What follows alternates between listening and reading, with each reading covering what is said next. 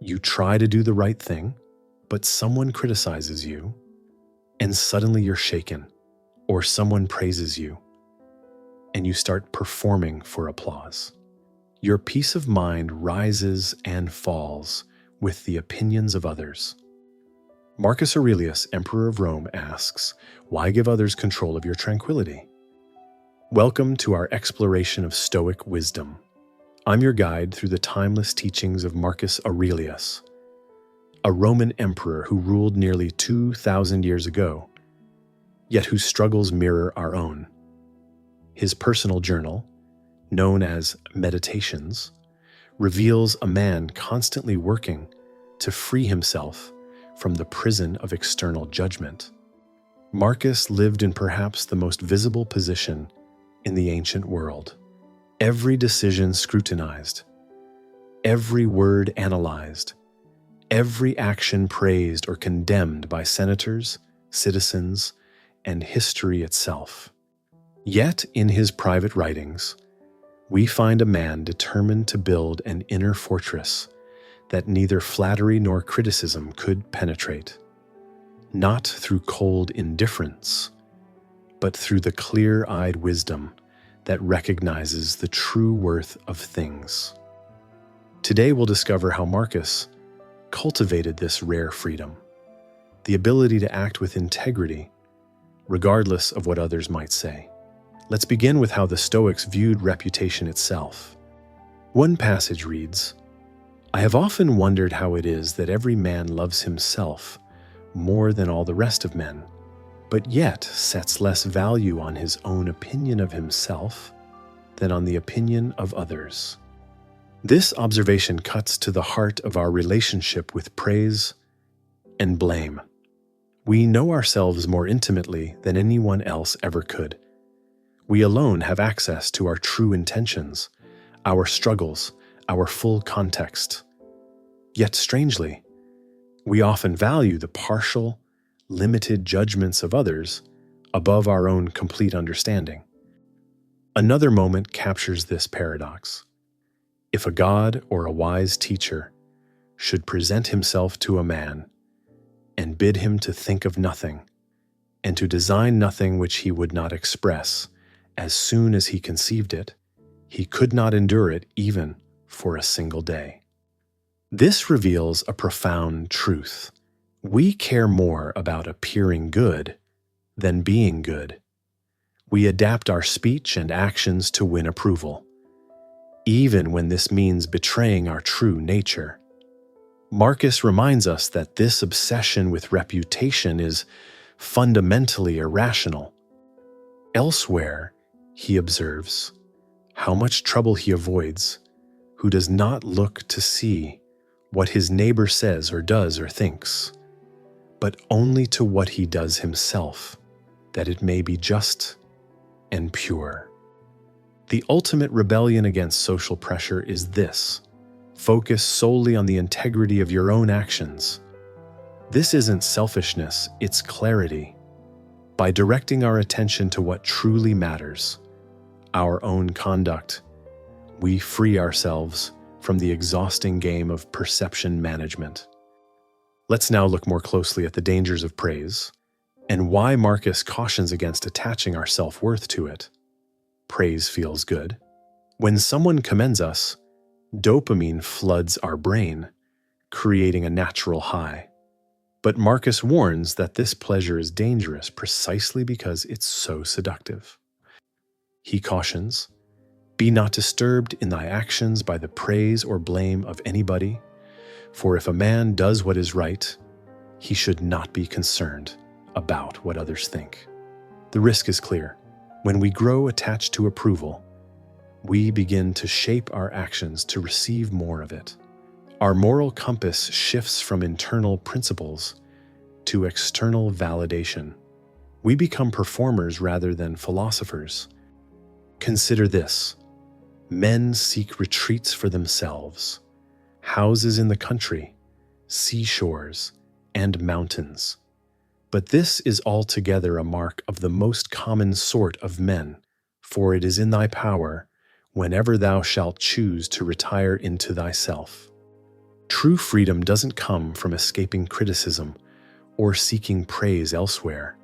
It comes from building an inner citadel that remains unmoved by either. Another sharp insight: if you are pained by any external thing, it is not this thing that disturbs you, but your own judgment about it, and it is in your power to wipe out this judgment now. Marcus places the responsibility squarely on our own judgments. This is empowerment, not denial. Praise is merely an impression we've chosen to welcome, and we can receive it without becoming dependent on it. He writes, "You say, men cannot admire the sharpness of your wits. Be it so. But there are many other things. Show those qualities then, which are altogether in your power: sincerity, gravity, endurance of labor, aversion to pleasure, contentment with your portion and with few things, benevolence, frankness, no love of superfluity, freedom from trifling, magnanimity."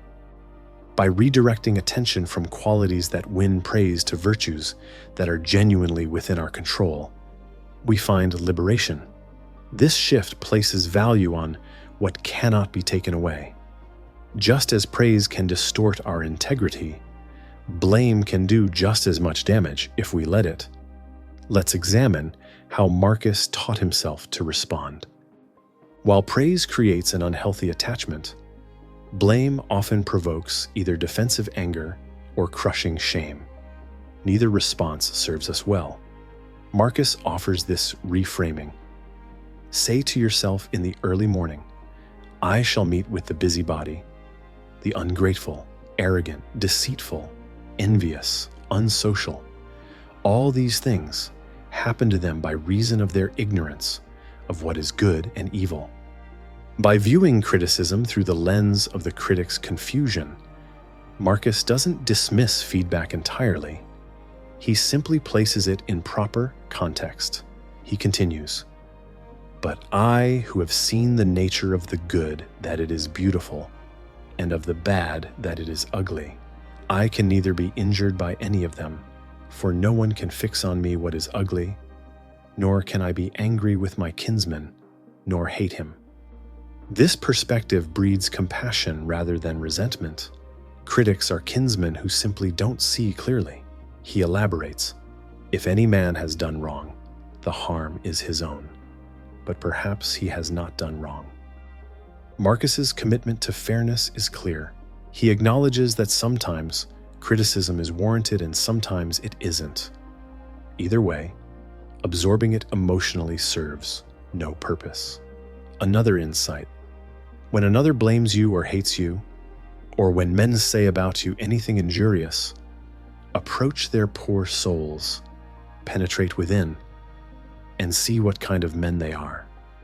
Often, we find the judgment says more about the judge than about us.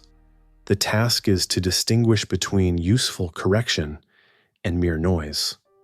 Let's now turn to how Marcus dealt with the pressure of popular opinion, what he saw as the judgment of the crowd. Marcus understood that most human judgment is not the product of careful reasoning, but of social conditioning and emotional reaction. He writes, "Men exist for the sake of one another. Teach them then, or bear with them." This compassionate view acknowledges that her judgments are often driven by imitation rather than insight. Elsewhere, he notes, "The opinion of 10,000 men is of no value if none of them know anything about the subject." This isn't a call to arrogance, but to discernment. Evaluate the credibility of the source rather than simply counting votes. He warns, "How many of those who once sung your praises have already forgotten you, and how many who praised you are presently blaming you?" Public opinion is notoriously fickle. Chasing such approval is like trying to build a house on shifting sand. One striking metaphor: that which is really beautiful has no need of anything. Is such a thing as an emerald made worse than it was if it is not praised? True excellence needs no advertisement. By anchoring our sense of value in the intrinsic quality of our choices, we achieve genuine freedom. So then, what can guide us, if not reputation, not praise, not blame? Marcus answers that question consistently. We must anchor ourselves in reason and inner integrity. He writes, "If you work at that which is before you, following right reason seriously, vigorously, calmly, you will live happy, and there is no man who is able to prevent this."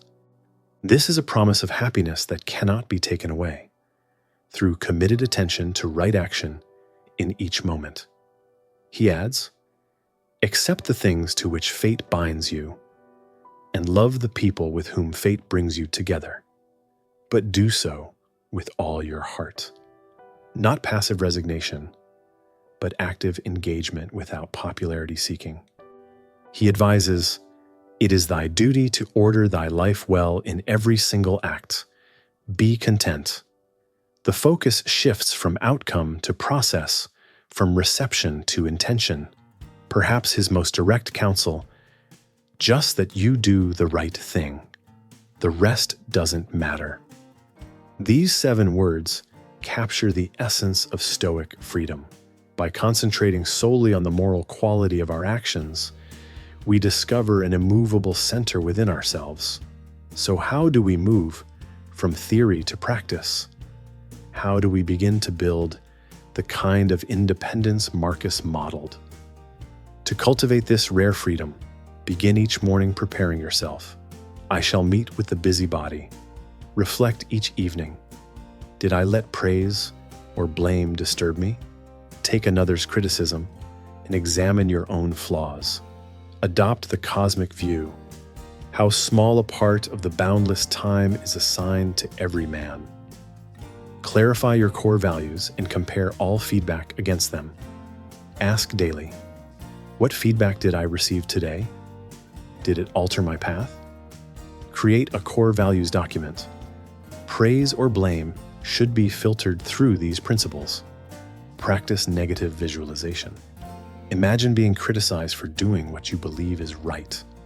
Could you stay your course? And most importantly, learn to praise yourself internally. As Marcus urges, no longer talk at all about the kind of man that a good man ought to be, but be such. True freedom comes not from controlling others' opinions, but from liberating ourselves from their influence. The happiness of your life depends upon the quality of your thoughts.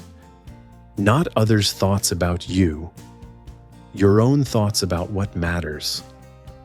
As you move through your day, remember, just that you do the right thing. The rest doesn't matter. May you find strength in both praise and blame, and always follow your reasoned judgment of what is right and good.